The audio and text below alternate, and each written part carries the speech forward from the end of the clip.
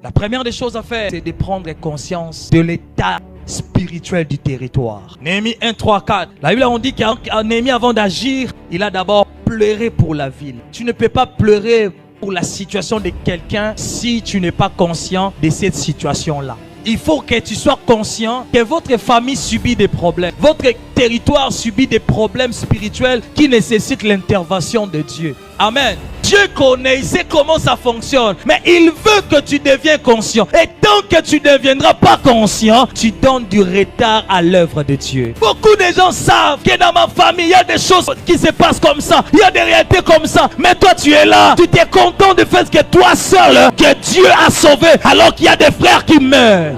Sois conscient que tout ce qui arrive à ta famille là, au-delà des choses sociopolitiques et tout ça, s'il y a aussi des réalités spirituelles qui pèsent, si Dieu attend que toi, que tu puisses te mettre à genoux pour prier.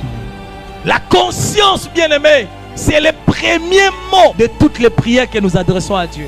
L'ange apparaît à Daniel, lui dit, le premier jour tu avais eu dans ton cœur, ça dit tu avais eu conscience de prier, on m'avait envoyé pour t'exaucer. Mais au ciel là-bas, dans l'atmosphère, on m'avait arrêté.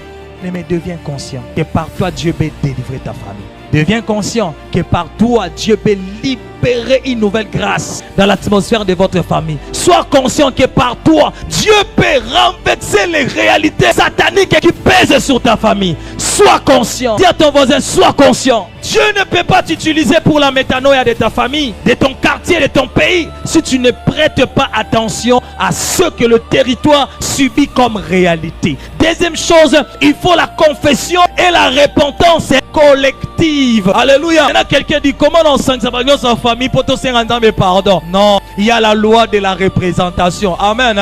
Néhémie a appliqué la loi de la représentation. À Jérusalem.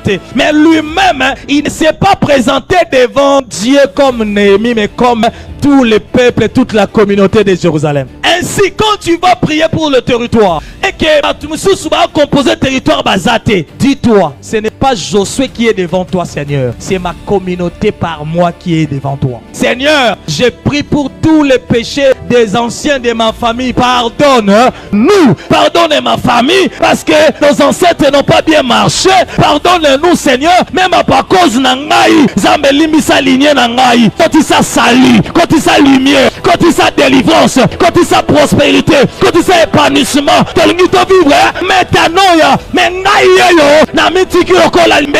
Seigneur, à travers de ma prière, je veux que tu bénisses ma famille. Pardonne-nous par ce que je te demande.